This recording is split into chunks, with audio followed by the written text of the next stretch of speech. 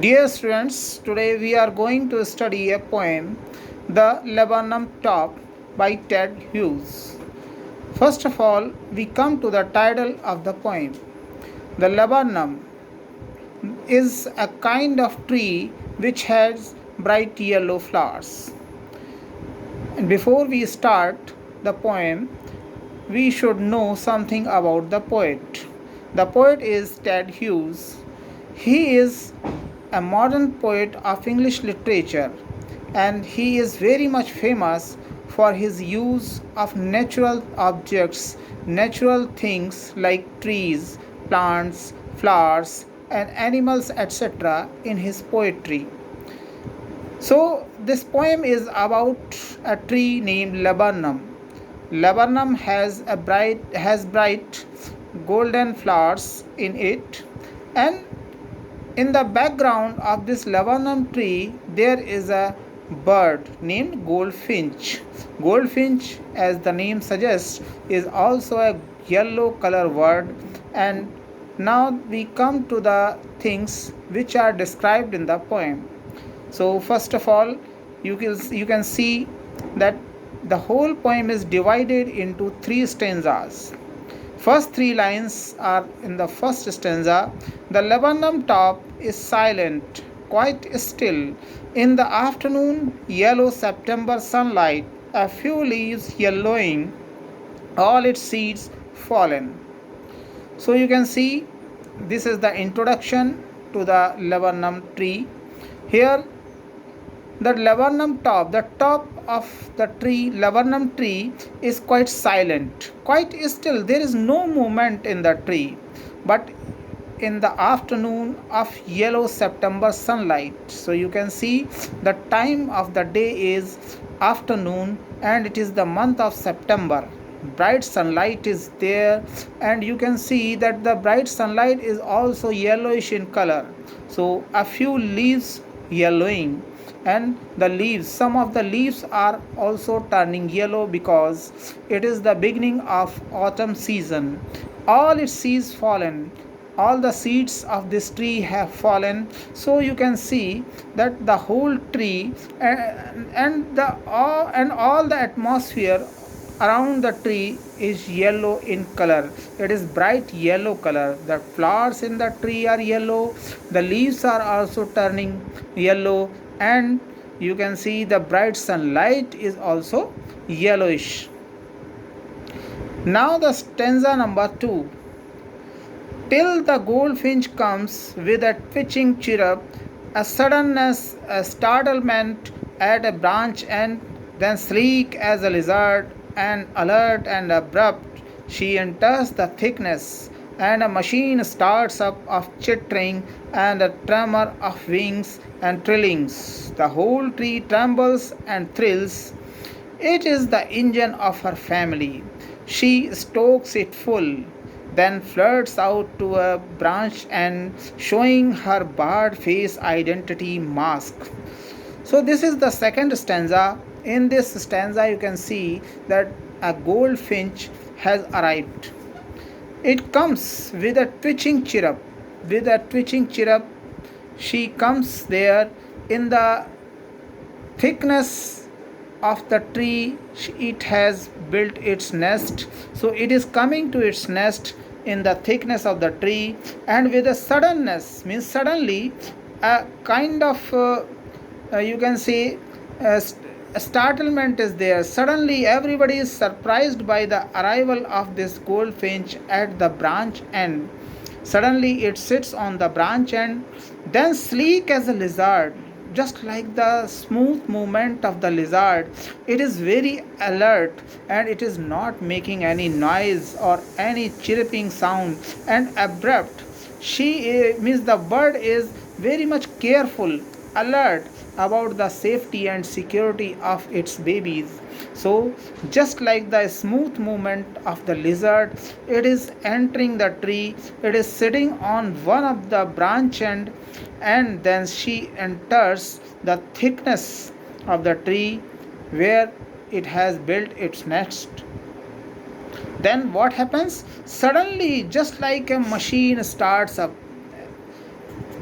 what happens? The whole tree trembles and thrills. The whole tree is full of trembling and the thrilling sounds of chirping because the baby birds in the nest are very much excited to see their mother as they are waiting for it.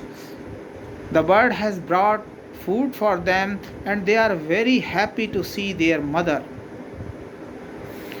The whole tree trembles and thrills. It is the engine of her family. The bird is just like the engine of her family. Why? Because as the engine runs the whole machine, in the same way, the bird is looking after or nourishing the whole family. It is bringing food for the babies, which is the source of their survival, and it is also a source of thrilling for the whole tree also, because due to the presence of the bird's nest and frequent entry of the bird in the tree top is the source of all thrilling in the tree. So this is also means the bird is also a symbol of engine, means it is just like an engine to the whole tree and its family members, the baby birds. She stokes it full. The bird is bringing food for its babies. She is filling their stomach and then flirts out to a branch end. And after the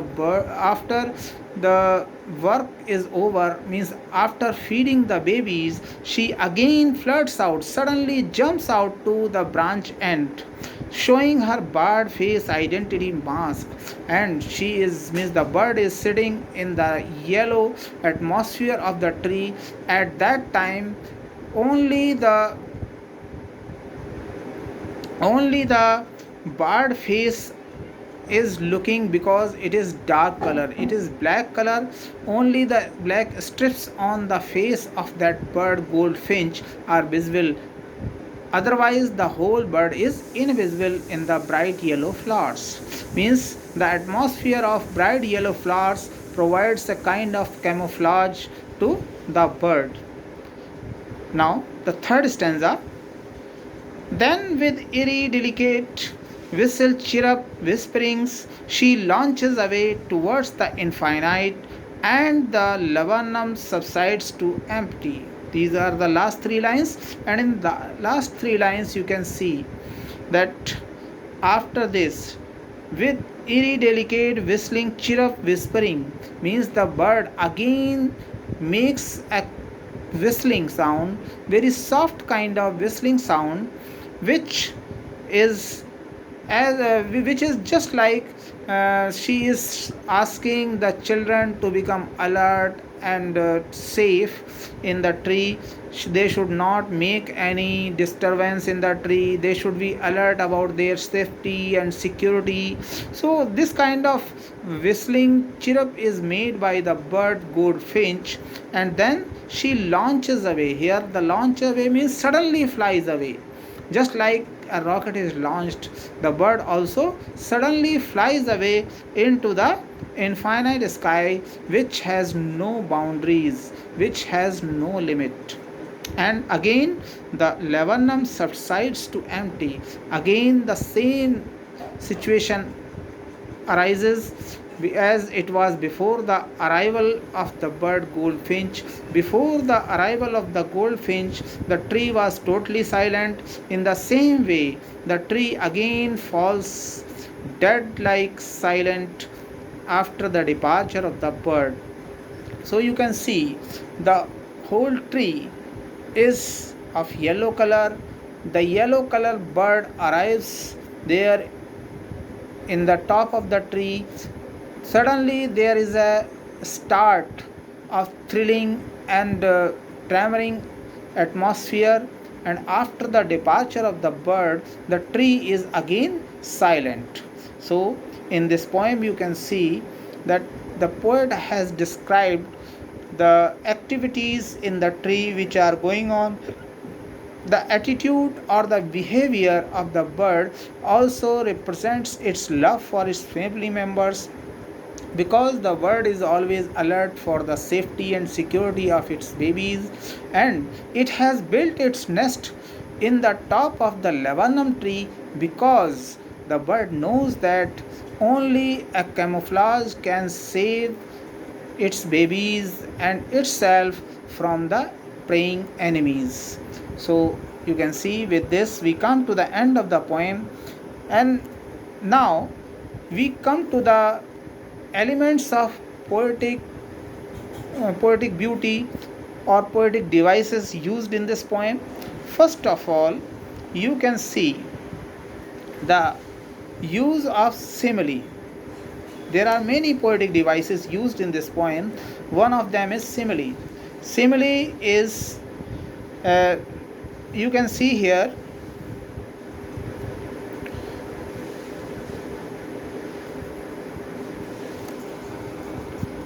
yes, you can see the third line of the second stanza.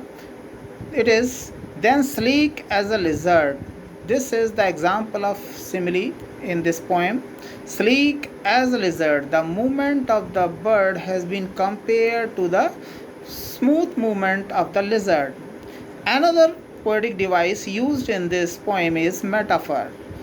At two places, the poet has used metaphor. You can see the fourth line of the second stanza. A machine starts up. So here the whole family of the bird and the tree combined together are compared to the machine, and just like a machine starts suddenly, the movement in the tree starts, means the whole atmosphere is thrilled and full of tremor. Another example of metaphor is, it is the engine of our family. The bird here is called the engine of the family. Means the qualities of bird or the role of the bird has been compared to the role of engine in a machine. So here the bird has been called the engine of the family. Another poetic device is used here, that is alliteration. You can see the second line of the first stanza. In the end of this line, you can see yellow September sunlight. In this phrase, S sound is repeated, September sunlight. Again, the same example is there in the third last line. It is not in the third last line, it is in the fourth last line of the second stanza. That is, the whole tree trembles and thrills. So here you can see the use of T sound. Tree trembles. Tree trembles. So the T sound is repeated. Another poetic device used in this poem is personification. In the same line, the whole tree trembles and thrills. So here you can see the tree has been presented as a living person, living creature who begins to tremble and becomes full of thrills. So you can see these poetic devices make this poem a very beautiful poem on nature. So along with this, you can easily understand the meaning of this poem. The purpose of the poet to write this poem is to tell about the activities which are based on the laburnum tree. He is describing a small incident of movement and thrill in the tree of laburnum. So thank you for attending my lesson.